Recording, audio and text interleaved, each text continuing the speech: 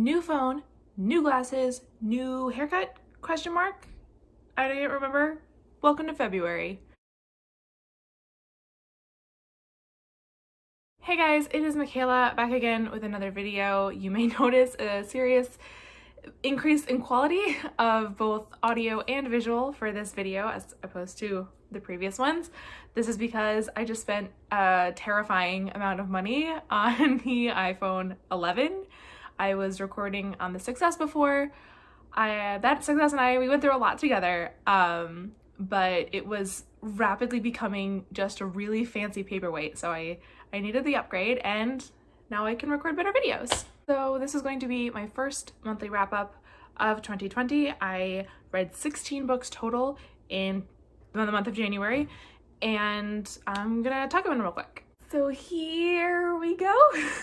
This is not all of them. This is, I believe, 13 of the 16, and the reason for that I will talk more about at the end.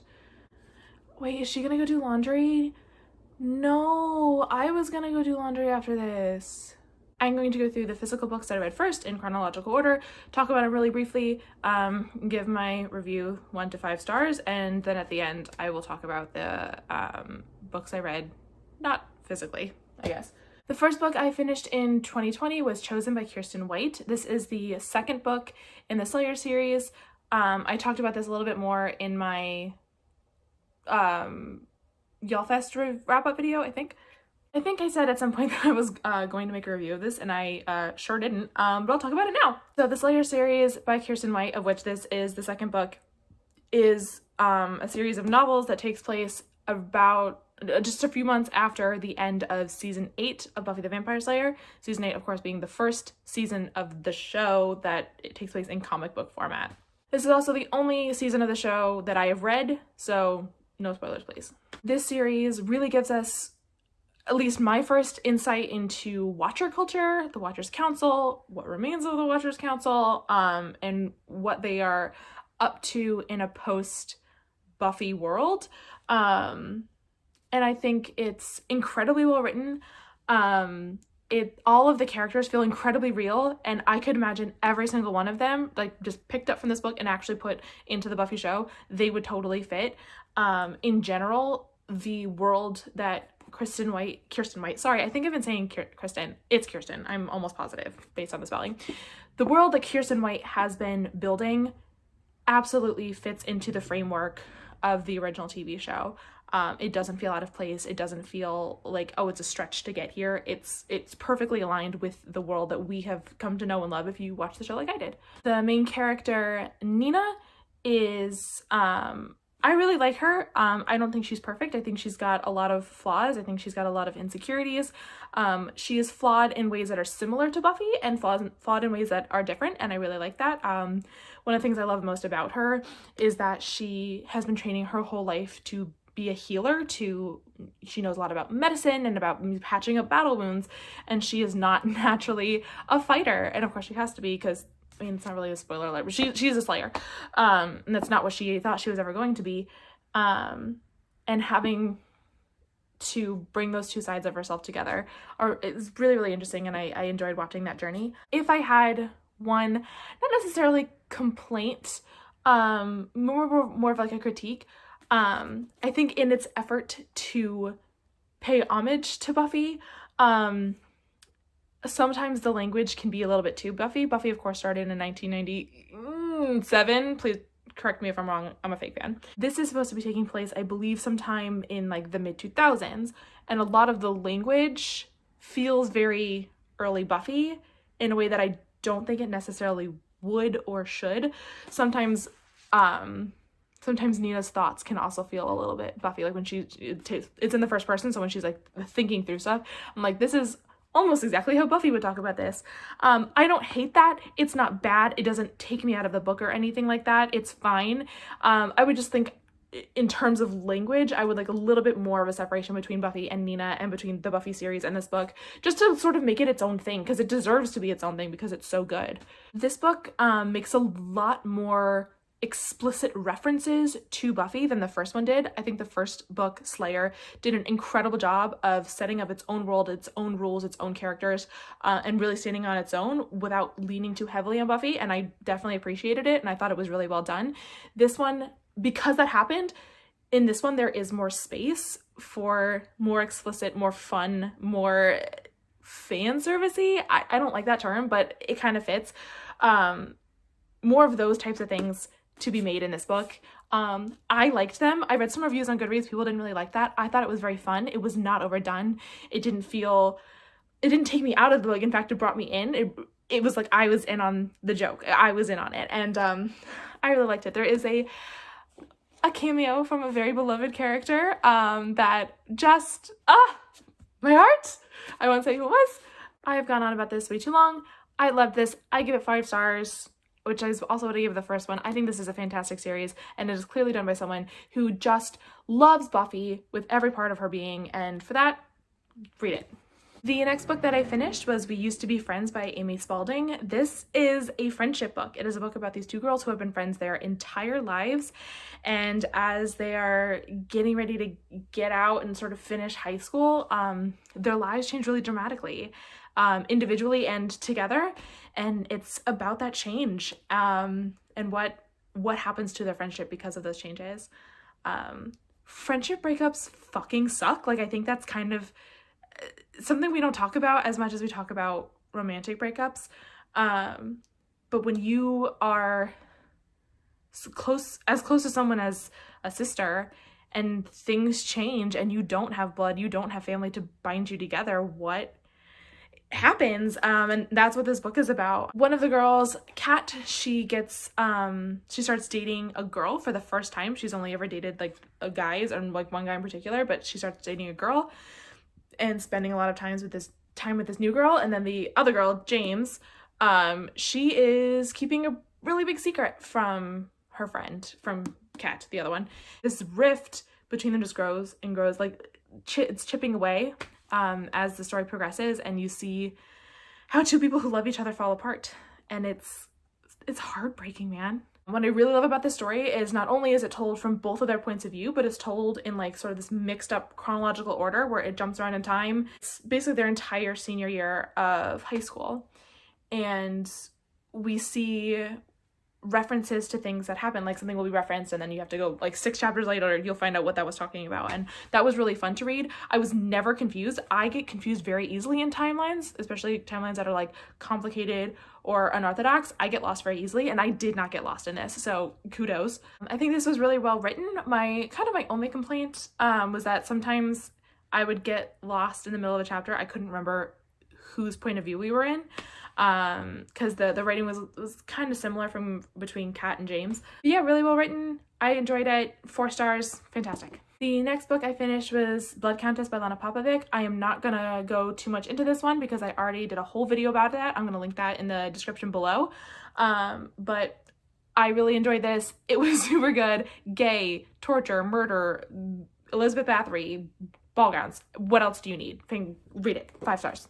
So I almost did a full video on this next book because I didn't like it, and I thought I was like, maybe I'll do a little rant about it. But the reason I didn't is because I didn't really have anything to rant about. I just didn't like it. The book is The Stars We Steal by Alexa Dunn.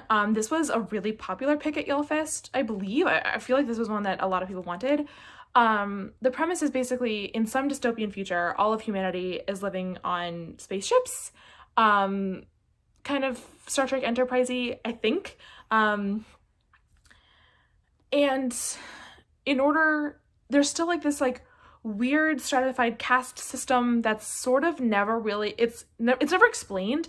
We are meant to think that this, like the way that the social hierarchy is established is not good, but I also didn't understand it. So like I just kind of had to take them at their word that it's oppressive, but we never super saw how. So basically, once every 4 years, the royalty and sort of the upper classes send their older teenage, young adults, children to something called the Valg, which is a month of sort of like courtship rituals and like dating events, kind of like The Bachelor. I don't watch The Bachelor. This is what the back of the book tells me, so I'm assuming that this is what The Bachelor is like. I don't really know. But they do all these courtship pictures at the end. They're supposed to get married, and it diversifies the bloodline and stuff like that, whatever. But while all this is going on, the main character, whose name is Leo, she's a girl, I don't remember what it's, Leonie, I think her name is, I don't remember. Her ex, who was in the working class, comes back, and now he's like this like nouveau riche bachelor. What the hell is his name? Elliot. So Leo and Elliot are like dancing around each other. He's really pissed because she broke off an engagement with him, and she's really pissed because she doesn't even want to be doing the Valg. And there's this like class warfare thing that's happening that's like way more interesting than some dating bullshit. But like the whole book is about the dating bullshit, and I'm like, no, a class war is happening, espionage is happening, like cool shit is happening. And it's like the D plot in this. And I'm like, I don't care who this bitch dates. Like, I want to know about this rebellion that's like happening secretly, and like the smuggling shit that's going on. Like, there's a lot of things happening that were all fodder for this relationship. I didn't care about a single one of the characters. That's not true. Elliot's friend, Evgenia, I don't know how to pronounce it. It's like Evgenia or Eugenia or something like that. I liked her. She was pretty cool. But the focus of this book was absolutely on the wrong place. I didn't care about the dating. All of the dating stuff was so ungodly boring. I didn't care. But like anytime we hear about like the book opens, and one of the first like scenes, it's the opening of the Valg, like the opening ceremony, whatever. And like a hacker takes it over and like makes this like really big political statement. So like I'm assuming as the reader that this political thing that's going on is the focus. And it's not. It's not that it goes away. Like, it's definitely a part of the book, but it's not what the book is about. The book is about the romance and the dating. And I'm like, wow, could I not care less? I kept waiting for the two to come together, and they never really did. It was just like a lot of ideas that never blended together. And I was just really frustrated. I was like, why are we reading about the wrong stuff? Stop the dating shit and focus on the good stuff. I will say this book has a canonically asexual character, which I really appreciate. We don't see a lot of ace characters like at all, but the ace character is actually, he's another one I really liked. I forgot about him. The ace character in here, he's super great, and I like him a lot. Well, I won't say who he is. I guess he's a guy. It doesn't matter. You can't really be spoiled for this because it doesn't make sense. I didn't like it. 2 stars. The next book I finished was Together We Caught Fire by Eva V. Gibson. This is another one that I've already made a video about that I will link below. But it's a really strange, dark, traumatic, romance-esque. Romance feels not quite right, but it definitely has romantic elements, as you can see. I do talk about my deep dislike for the cover in that video, so don't worry. But I really enjoyed this book. Super well written, like gorgeous language, and just kind of off the wall, don't know what to expect, what happens next. 5 stars, I love it. Next book I finished was The Midnight Lie by Marie Retkowski. I did not know until like halfway through this book, because I didn't read the back, that this is actually set in Marie Retkowski's Winners trilogy. Haven't heard of it, haven't read it, so I can't really comment on that.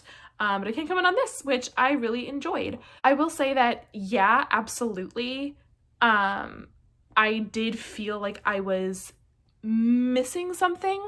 I didn't really understand how this society in this book worked. I couldn't figure out the layout of like the city and the walls. I couldn't really figure that out in my mind. The lore or relationship with magic in this is also a little bit unclear. I definitely think it would be more clear had I read the Winners trilogy, which again, I did not, and that's on me.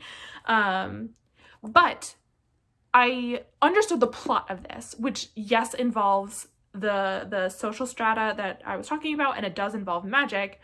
And so even though I don't know necessarily the backstories for those things, and I'm kind of just like thrown into the middle of it, I understood what was happening in the story, and that's really kind of all you need. This is a story about a girl named Niram who lives in sort of like, it's kind of like a ghetto, where the half-kith, which is the lowest level of the social stratum, is where they live, and they're forced to work, basically. And she ends up encountering this traveler named Sid, but like, apparently the place they live is like an island, and there aren't supposed to be travelers, like there aren't supposed to be foreigners. That's not like a thing that exists, but she's a foreigner. And the two of them sort of are just become really entranced by each other.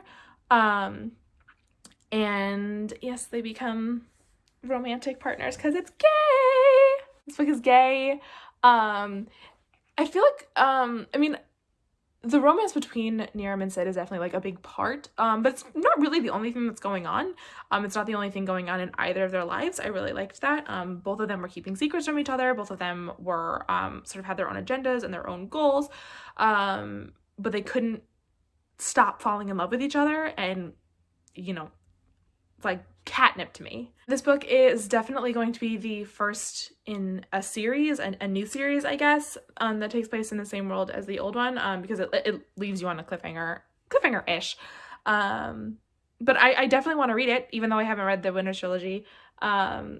Just the two characters, Niram and Sid, but also the characters around them in their lives are super interesting and super neat. I want to learn more about the world. I probably will at some point pick up the Winter's Trilogy because I had a hell of a good time reading this, and I want to know more. So yeah, I recommend it. I give this 4 stars. It probably would have gotten 5 if I weren't so confused and sort of out of sorts, which again is my fault, not the books, but 4 stars. The next book I finished was Anna K by Jenny Lee. I definitely did not know like anything about this going into it. Or at least when I picked it up from YALLFest, I just reading the back, it's just quotes, and then I gathered from the quotes that like, oh, this is a modern retelling of Anna Karenina. Never read Anna Karenina, so definitely going in blind. Don't know what that story is about at all. This was wild. It was really good. There's so many characters. There are so many characters. Oh my god. Like I didn't really have trouble keeping them straight or anything like that. A couple of times I had a bit of an issue keeping people straight, but nothing terrible.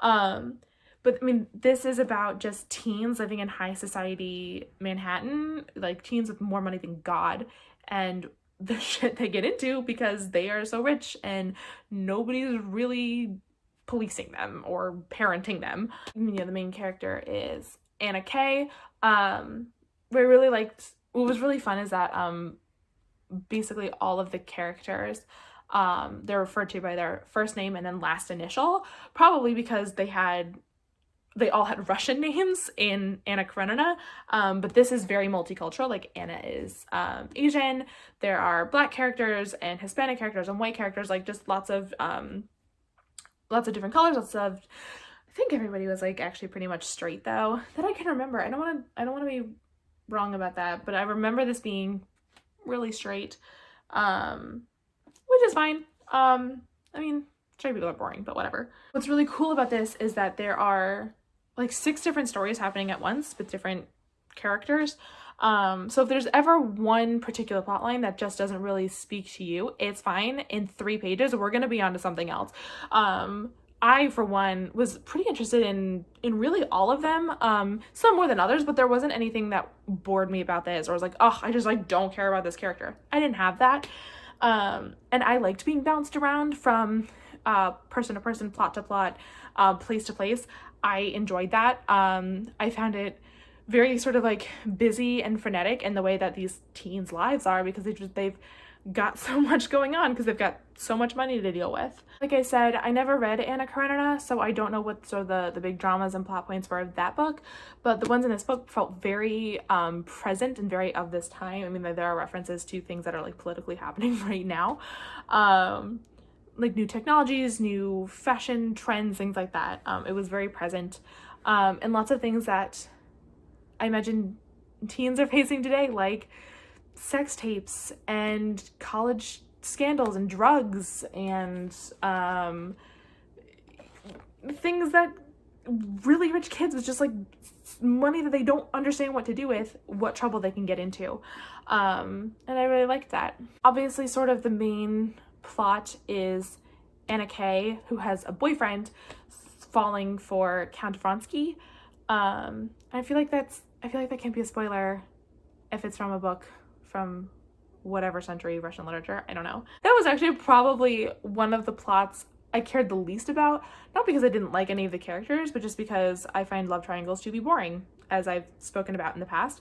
So there were other characters I liked more, other plots I liked more, but I really liked Anna as a character. I found her very interesting. I found her incredibly empathetic, as much as she can be when you have so much wealth around you. I found Vronsky pretty interesting too. I liked him. But yeah, this one was just kind of like wild and all over the place. And it was very, it says on the back this is being turned into an HBO series, and I have not seen Euphoria, but this is kind of like what I imagine like the uber wealthy version of Euphoria to be. So I get that. That makes sense to me. I would watch the hell out of this show. I think it's going to be dramatic and trashy and great, and I loved this. I gave this 5 stars. The next book I read was GREYTHORNE by Crystal Smith. This one doesn't have a cover yet, so I don't even know why I'm showing it, but it does have a cover at this point. I don't remember what it is, but this is the one I have. This is the sequel to Bloodleaf, which is a book I read last year and really, really enjoyed. Unfortunately, I didn't like this one as much. I felt there were so many new things in this book. The world and the rules and the characters and the players of Bloodleaf were really well established in that book. And then it's like this new book gets introduced and like, here's a whole bunch of new shit. And I'm like, whoa, I am barely hanging on to the old shit. This is not a spoiler because it is on the back of the book. But this book starts with Zan, who is Aurelia's love interest from Bloodleaf. He's dead. And that did not happen. That happened between the books, between Bloodleaf and GREYTHORNE. So I'm like spending the first third of this book trying to figure out what the fuck is going on, because I'm like, I just read Bloodleaf for a second time at the very end of December. So I am sitting there being like, how did I 2 different times miss Zan dying? Like, I thought it was incredibly stupid. And that's when I realized, oh no, this is something that happened off page, basically. And so that kind of annoyed me because it sort of danced around for a while. It's like, why does Aurelia feel so sad? Why is everything so terrible? And like, finally gets to Zan is dead. I'm like, okay, I don't remember Zan dying, but I guess. And then it happens, and the shipwrecks. I'm like, what the fuck shipwreck? And it's like, oh, he died in a shipwreck. Like, it's not established what happened until it becomes irrelevant, and I'm gonna stop talking there. But however, this book does do something that it also did in the first one. Like, it does a trope, I guess you would say, or a narrative device, the same exact one that it did in the first one. So I was kind of annoyed with that. I'm like, how many times can you get away with doing this? But apparently twice. This book just felt a lot more disorganized and chaotic than the first one. I had a harder time following it. I couldn't really track the new characters, and yet there's sort of a plot twisty reveal about one of the characters that like I kind of called super early on and was hoping wasn't going to happen because it's such a cliche. This one is, that's what it is. This one is filled with a lot more cliches than the first one was. I thought the first one was like pretty unique and not really like anything I'd ever read before. This one I felt like I've read this book 100 times just plug and play details, if that makes sense. I still had a good time reading it, and like the characters who we knew from Bloodleaf, I still really liked. I still really liked Aurelia. I like super fell in love with her brother in this, like her little brother whose name is totally escaping me, but I really loved him in this. He was just kind of a delight. I want to just pick him up and hug him. He's so cute. And even some of the new characters that we meet, I did like them. It wasn't that I didn't like reading this. It was just kind of at the end, I would say not even at the end. I was probably about 2/3 of the way through this book. I was just kind of like, what are we doing here? Why am I reading this? I don't really get it. I still give it 3 stars because I didn't hate reading it. I did have fun. It's just not a great book, but I had fun reading it. And like, I'm almost positive there's got to be another one coming. I'll definitely read that one. I'm not mad at this. It's just not as good as Bloodleaf, which I really, really enjoyed. So like I said, 3 stars. It's fine. This cute little book is Blue Skies by Anne Bustard. It's a middle grade book, and it's, very short, as you can see. I read the entire thing at work. Don't tell on me.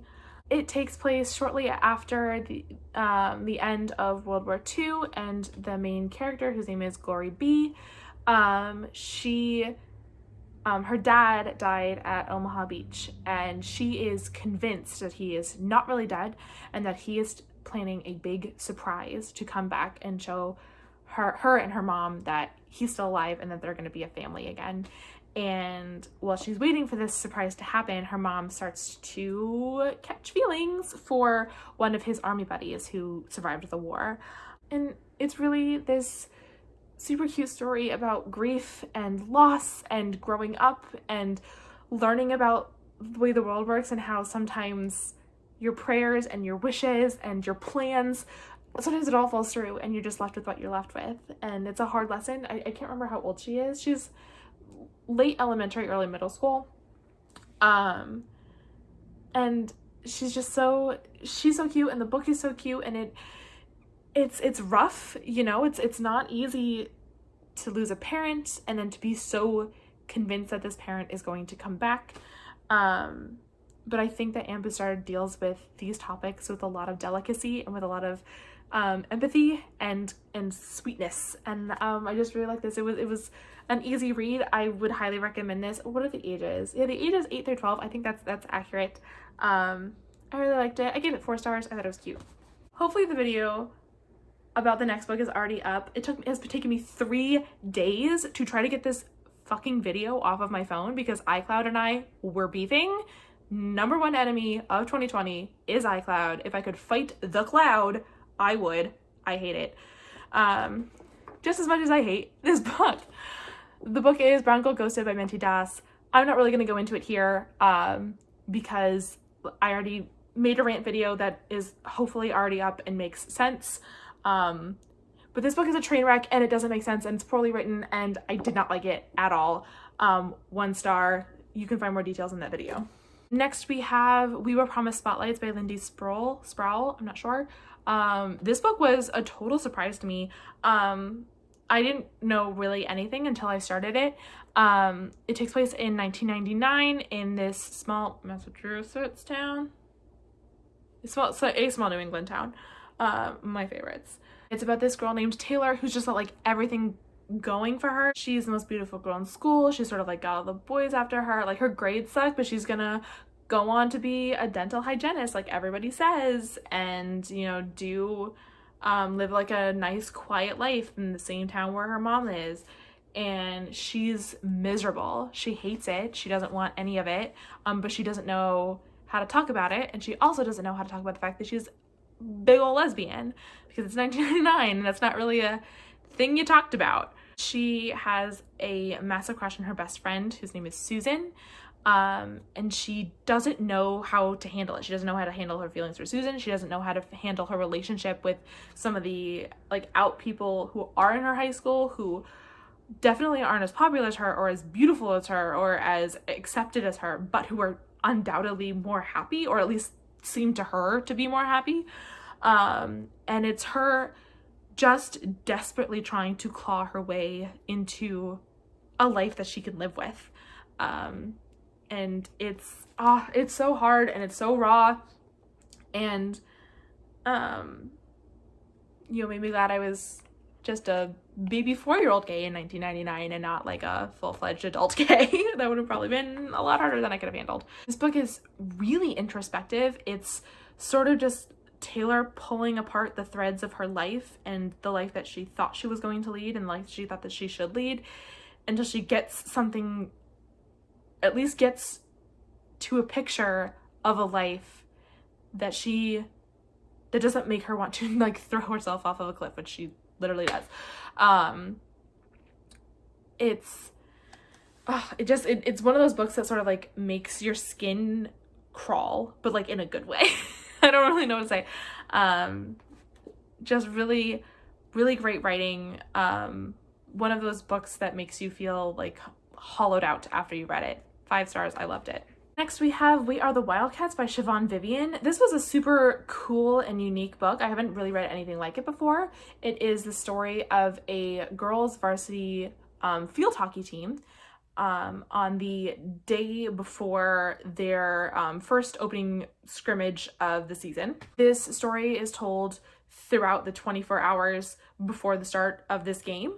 And and it's told from the point of view of 6 different girls on the team, and they're all really different. They're all coming from different places with different mindsets. They all have different goals, different fears, and the story is ultimately about how they as individuals and they as a team come to realize their own strength and how they only need each other, and they only need the things that they can already bring to the team to make themselves great.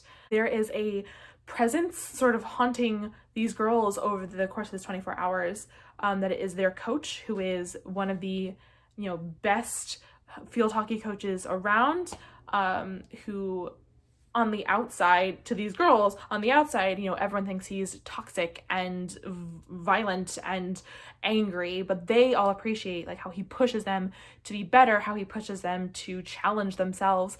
But as the night wears on, and as these girls learn more about themselves and each other, they realize, hang on, maybe what we've been telling ourselves and what we've been letting him tell us isn't really true.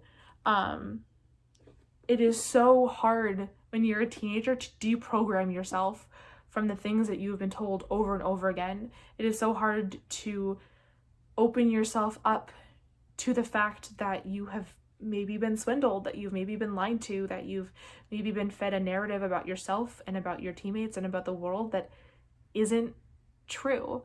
And that's what they all have to come to terms with, in their own time and in different ways. And then at the end, how do you take that new worldview and use it to be a family? It was really well crafted, such an interesting story.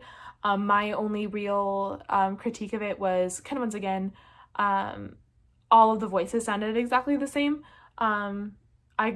Luckily this one was in the third person, not the first person, so it wasn't necessarily that I forgot who was speaking, because that character's name was in that chapter like all the time, because they were the main character of that chapter. But I just, in terms of the writing style, there wasn't really much of a difference between any of the characters, and that sometimes made it a little bit confusing. This is also a book that develops very slowly. It's not, I don't even necessarily think that's a bad thing. I think just from the way that the book is described in the back, I expected it to be a lot more, I don't want to say action-packed, but a lot more, I don't really know the word I'm looking for, but it takes a long time to get to where it's going, and it gets there. But I would say about like halfway through the book, I was still kind of unsure what direction we were heading in. So for that reason, that's why I gave it 4 stars instead of 5. Even though I still very much did like reading this, I had a good time. I think I learned a lot about just the strength of teenage girls, and the strength of community, especially a community that you choose and that you choose to love. But yeah, I did enjoy this, even if the pacing was a little weird, but I liked it. Finally, for the last physical book that I read, it's Look by Zan Romanoff.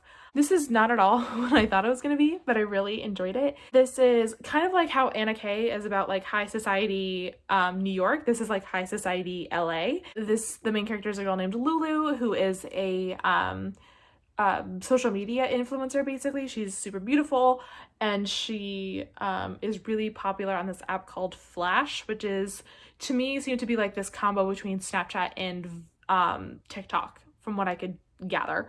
I think I expected this book to be a lot more sort of like social media gives you a skewed view of the world, and this girl's gonna figure that out and she's gonna go her own way. And it kind of is, but like way better than that. It's not nearly as Luddite or as like pedantic as I thought it was going to be. So this book is another really gay book. I've been incredibly lucky this year to read so far so many books with queer characters and queer storylines. I did not expect to have this much. These are all, by the way, I should say all of the books, including this one I talked about, are arcs. So I will also have their release dates in the description below. But emerging YA, good on you for being incredibly gay. So Lulu meets this girl, Cass, at a party, who takes her to this like old abandoned hotel. And, you know, Lulu starts to learn about like Hollywood and the way that, you know, women have for generations been treated in the media, and the way that even though she thinks she has control over her own image, she really doesn't. Because when you're a woman, your image is always going to be manipulated for someone else's gain, for someone else's pleasure. Basically, this book is just about Lulu figuring out what relationship she wants to have to media, what relationship she wants to have to image, how she wants her legacy, what she wants it to look like, what she wants to leave behind when she's gone, when she leaves, which is a lot to think about when you're a kid. I mean, it's a lot to think about for me now, and I am, you know, older than her. But it's also got this element of romance to it, because Lulu and Cass are both gay, or at least Cass is gay. I can't remember if Lulu is bisexual or not.